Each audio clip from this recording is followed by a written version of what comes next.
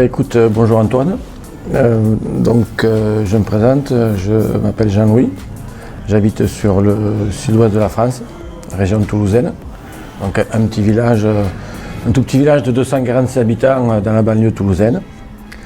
Et je suis originaire de la région de Perpignan et je suis arrivé sur Toulouse question professionnelle. Donc je travaille depuis quelques années maintenant pour un industriel français qui est basé donc en Vendée. Et je m'occupe en tant que commercial de la région Midi-Pyrénées et Roussillon. Ok, d'accord. Voilà. Comment tu as entendu parler du CQMI alors en fait? C'est quoi Est-ce que tu avais déjà une idée des femmes slaves, des femmes de la Russie, l'Ukraine, etc. Tu en avais déjà entendu parler avant de... Non, mais si tu veux, étant divorcé, et côtoyant quasiment quotidiennement dans mon métier, donc dans le bâtiment, beaucoup de gens un petit peu cosmopolites. J'ai des clients de diverses nationalités que je côtoie quelquefois donc en dehors du travail. Et c'est vrai que je trouvais plaisant de regarder un petit peu le comportement des femmes, que ce soit d'origine plutôt latine ou voilà. Donc et j'ai un client qui a une femme, sa femme donc est d'origine russe. Et j'avais été, ça m'avait un petit peu capté l'attention parce que je trouvais que cette dame avait beaucoup de qualités. Okay. Elle était discrète, elle était très instruite, elle avait beaucoup d'éducation, elle était très respectueuse. Et c'est vrai que je me suis intéressé un petit peu à la culture slave. Voilà. Donc, mais quand je dis donc intéressé, ma curiosité a duré quasiment une année avant que je décide de m'inscrire donc au CQMI. Et comment tu nous as trouvés alors sur Internet? C'est simplement donc, en cherchant sur Internet, sur la culture slave, voilà, c'est par hasard, je suis tombé sur ton site, Okay. Hein, mais vraiment par hasard, aucun parrainage, personne ne m'avait donné l'info. Et j'ai commencé par curiosité, mais de temps en temps, je regardais donc une vidéo, par exemple, je regardais certains dossiers que tu faisais donc en parallèle, et je trouvais ça instructif. Voilà, donc, et petit à petit, de la simple curiosité, c'est passé à de l'intérêt. De l'intérêt? Voilà. Ok. Donc là, la semaine se termine à Kiev, et puis j'ai entendu que tu étais avec Natalia qui est vraiment extraordinaire, et j'ai entendu donc que tu as rencontré quelqu'un qui...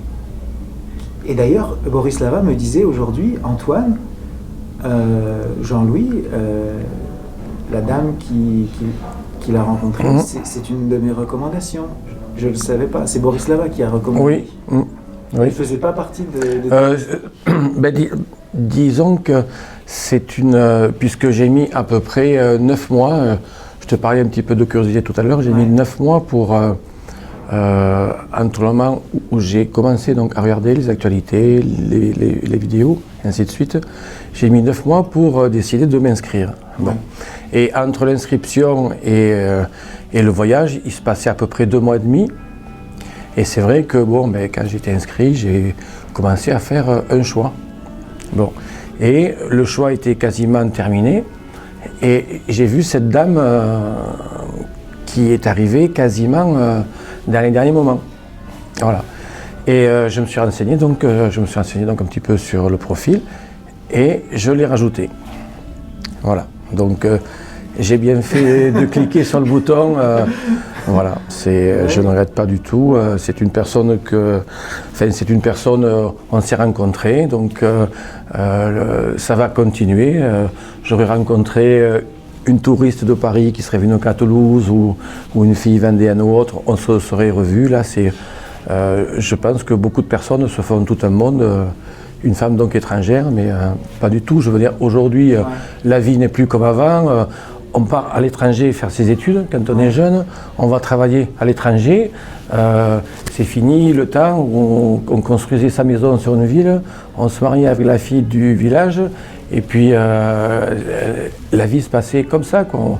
Donc on bouge, on va travailler à l'étranger, c'est comme ça. Donc je me suis aperçu que finalement, pourtant étant très français et très attaché à mes racines, je me suis aperçu que rencontrer donc une femme étrangère, c'était dans l'ordre des choses. Hein. Donc on va se revoir. Hein, comme je te dis, ce serait une dame de Paris, il y aurait 1 heure d'avion. Là, c'est une dame qui est en Ukraine, il y a 3 heures d'avion. Ouais. Elle va venir un petit peu sur Toulouse. On va continuer donc à faire connaissance. Moi, je pense et je dis que ce sont des rencontres. Enfin, la façon de rencontrer, pour moi, elle est normale. Ok. Voilà. Alors, on a sur ce voyage 2 personnes qui viennent de la France. Mmh. Et c'est vrai que ce qu'on a constaté, et ce que tu as constaté d'ailleurs, pendant on en a parlé déjà ensemble, c'est que quand les Français ne parlent pas du tout anglais. Alors toi, comment tu as vécu ça parce que les Canadiens, ils parlent un peu anglais. Oui. Les Ukrainiennes parlent un peu anglais. Donc il y a quand même Oui, il y a un petit point commun quand même où on peut discuter un petit peu, on peut entamer une discussion, on peut déjeuner avec quelqu'un. C'est pas des grandes discussions philosophiques, mais ça reste entre un Canadien et puis donc une famille ukrainienne, puisque la majorité parle anglais. Enfin, il y a ce point commun. Bon, alors je pense qu'il y a des Français quand même qui parlent anglais. Hein. Moi, pas du tout. Donc c'était très simple, c'est absolument aucun mot. Hein. Alors, je pense que c'était ce qui me retenait le plus. Et finalement, je peux te dire qu'aujourd'hui, au bout de 2 jours, c'était... je n'y faisais plus qu'à. Ah ouais? Ah ouais, je pense qu'au bout de 2 jours... Bon, je pense que le travail de l'assistante y est pour beaucoup. Ouais. Quand je dis beaucoup, c'est énormément. Hein. Mais quand tu as en face quelqu'un avec qui ça fonctionne, la langue, c'est pas important. Hein, important moi, enfin, je veux dire, aujourd'hui, pas parler anglais, c'est absolument pas donc un problème. Hein, je dirais même plus que ça peut être dans certains cas donc un avantage parce que tu agis, tu fais certaines choses d'une façon différente. Parce que tu ne peux pas t'exprimer par la parole puisque la personne ne te comprend pas. Ouais. Hein, donc tu trouves donc une façon différente de communiquer. Voilà. Et quelquefois même, quand tu discutes avec une femme que tu apprécies, je pense que même si elle te parle ukrainien, que tu parles donc, tu lui dis quelques mots donc en français, c'est plaisant. C'est pas, enfin, c'est pas du tout un frein. Oui. Ben, c'est ce que je dis en fait, c'est ce que je dis à mes clients, c'est que 90% du langage, c'est du langage corporel en fait. C'est un langage du corps et seulement 10% c'est par les paroles. Donc c'est vrai que mais ça marche uniquement s'il y a une connexion. Il faut qu'il y ait quelque chose. De toute façon, tu peux parler anglais parfaitement, la dame peut parler anglais parfaitement. S'il n'y a rien qui se passe, de toute façon, c'est pas la langue qui va t'aider. C'est ça. Voilà, c'est pas du tout... Enfin voilà, c'est-à-dire qu'on s'en fait un monde. Oui. Hein, moi, je peux te dire, je vais juste dire un petit mot par rapport à mon cursus. Hors raison professionnelle, les quelques voyages que j'ai faits dans ma vie, je n'étais jamais parti à l'étranger. Ah oui? Ouais, donc je n'avais jamais pris l'avion, hors 2-3 voyages à faire, mais je n'ai jamais passé mes vacances à l'étranger. Je suis franco-français, j'aime bien visiter la France, voilà. Donc, aller rencontrer des dames à l'étranger sans parler la langue tout, pour moi c'était, il y a 1 an, c'était, j'y pensais même pas quoi. Voilà. Alors que maintenant, c'est... Pourtant, tu me parlais de l'Espagne, tu m'avais dit... Oui, mais l'Espagne, c'est pas l'étranger. Quand tu habites Toulouse, tu es à 200 km. Okay. Donc, comme tous les frontaliers, quelqu'un qui habite dans le nord de la France ou dans le nord-est de la France, il va parler allemand parce qu'il est frontalier. Ouais. Quelqu'un qui habite donc à la pointe de la Côte d'Azur, il va parler un petit peu italien puisqu'il va en Italie, il faut une demi-heure. Bon. Moi je suis né à Perpignan, à 20 minutes de la frontière espagnole. Je vais en Espagne assez régulièrement, donc voilà. Mais voilà. L'espagnol c'est une deuxième langue par rapport à mon lieu de naissance. Ouais, c'est pas du tout pareil. Oui, et puis t'as l'accent de Toulouse. Ouais, un petit peu. Voilà, donc je pense que sur la langue, c'est pas du tout. C'est pas un obstacle. Non, voilà. Okay. Alors,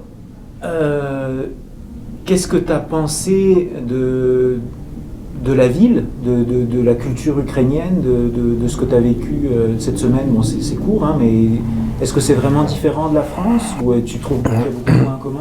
Alors, je pense alors c'est quand même différent. Oui. Hein.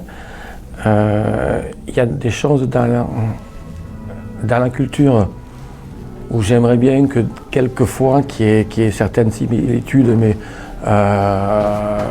où en France aujourd'hui je pense qu'on a perdu quand même certaines valeurs. Oui. Hein. Donc je pense que sur la culture ukrainienne, je pense que quelqu'un qui ne connaît pas, qui vient, bon, surtout dans le contexte de ton agence, parce que quand on arrive, on est pris en charge, mais quand je dis pris en charge, c'est pris en charge. Mm-hmm. C'est-à-dire tu n'as absolument, quand je dis rien à faire, tu as besoin de quelque chose, tu demandes quelque chose, tu as. Oui. Voilà. Et tu t'aperçois que les gens ici sont très respectueux. Ce sont des personnes qui sont courageuses, puisque j'ai vu des personnes qui ont quelquefois plusieurs travails, plusieurs activités. Hein. Des personnes qui, malgré le fait qu'elles arrivent à avoir un diplôme, continuent. Hein, un deuxième diplôme, un troisième diplôme. Des personnes des fois qui, à 40 ans, disent ben, maintenant je vais apprendre une autre langue.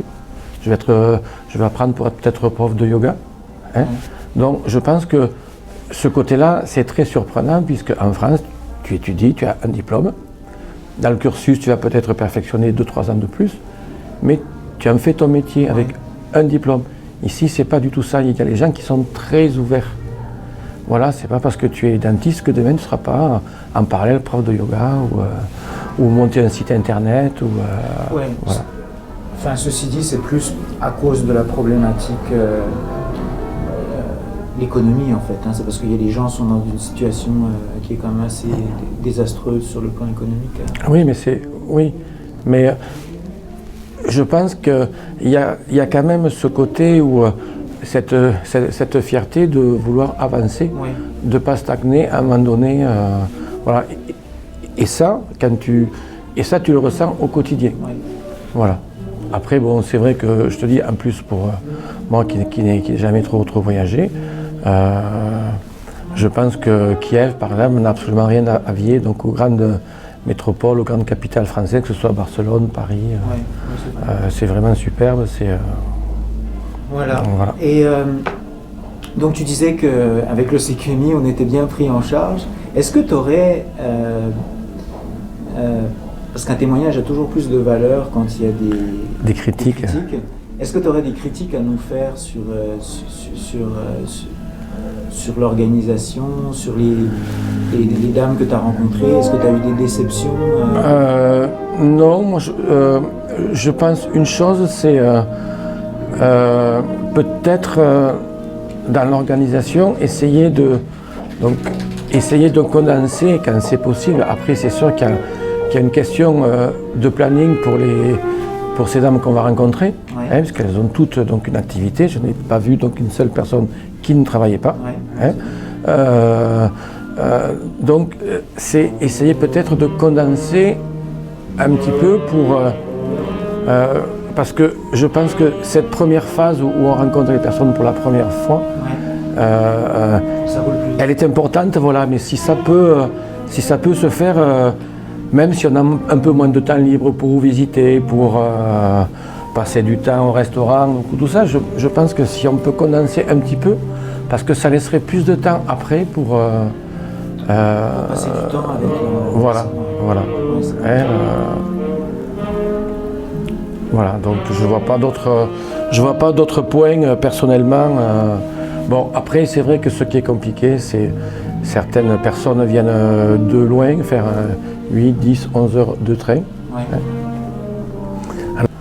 Et que tu sais qu'elle a passé 10 heures ou 11 heures dans le train toute la nuit et que tu la vois donc arriver. Moi, je fais 10 heures de train, je suis carpette. Ouais. Donc là, c'est pas du tout le cas et tu vois que... Elles sont maquillées. Elles sont, et puis, disponibles, ouvertes, elles ne font pas comprendre qu'elles ont mal à la tête ou qu'elles sont fatiguées. J'ai jamais entendu quelqu'un dire je suis fatigué ou non. Voilà, non. Ok, et puis on peut parler pour terminer peut-être de ton assistante Natalia. Comment tu as trouvé son accompagnement Qu'est-ce que tu pourrais dire de ses qualités Je pense que Natalia, c'est 40% de la réussite. Ouais. Je mettrais 30% tout le travail que tu fais avant, l'organisation. Je mettrais 30%, donc il faut bien que l'homme fasse quelque chose. Ouais, c'est vrai, ça c'est vrai. Parce que bon, c'est pas non plus... donc je pense que Nathalie a été l'effet déclencheur. Alors je voudrais dire que j'ai été, tu peux l'appeler n'importe quand, pour n'importe quoi. Je crois que chaque fois que j'ai appelé, elle n'a jamais mis plus de 2 minutes pour rappeler. C'est une personne qui, le premier jour, a cherché à savoir quel type d'homme j'étais, ce que j'attendais, tout en étant très discrète. Par contre, c'est une personne très perspicace, très psychologue. Ouais. Et en même temps, elle est très protectrice. Oui. Voilà, c'est-à-dire que ce soit comme dans toutes les grandes villes, tu vas sur Paris, du jour au lendemain, le taxi, tu fais le même trajet, tu vas payer plus cher, ou tu vas acheter un truc sur les petits marchés ambulants. Elle dit non, voilà, elle est très protectrice de ce côté-là, pour protéger la personne qui est avec elle, puisqu'on a la même assistante pendant une semaine. Ouais. Et j'ai été un petit peu impressionné parce que bon, on a regardé un petit peu les profils avant chaque rencontre, donc on discutait un petit peu. Et je pense qu'elle a la faculté, suivant les photos, suivant ce que la personne dit, elle a un don d'analyse qui permet de... C'est comme si tu avais déjà à moitié vu la personne. Et là, au fur et à mesure que tu discutes, tu t'aperçois qu'elle ne s'est pas trompée. Oui. Voilà, donc ça c'est important, parce que tu n'es pas prise au piège. Ta discussion, ton entretien qui dure en moyenne 2 heures, se passe très bien. C'est comme si la personne que tu as fait 3000 km, elle a fait peut-être 8 heures ou 10 heures pour te rencontrer, mais c'est presque comme si on se connaissait. Ouais. Ce que vous appelez la première rencontre, c'est presque... voilà, on s'est déjà rencontré à une soirée, et puis on s'est donné rendez-vous, et puis on discute. Voilà, c'est tout à fait...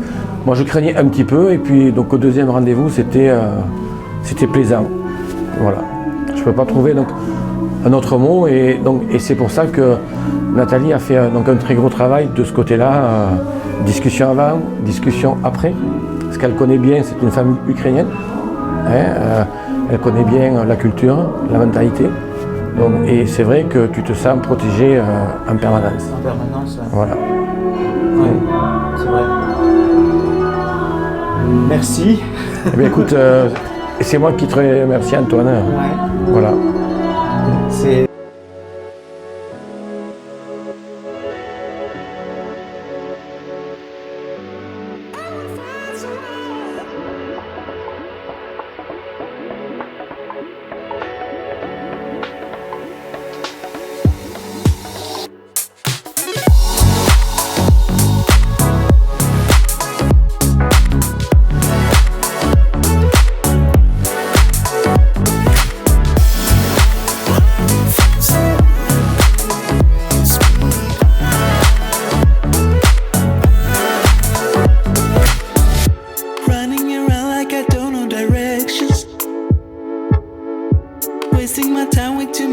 reflections. Yeah. And since you've been gone, I've been trying to fix me.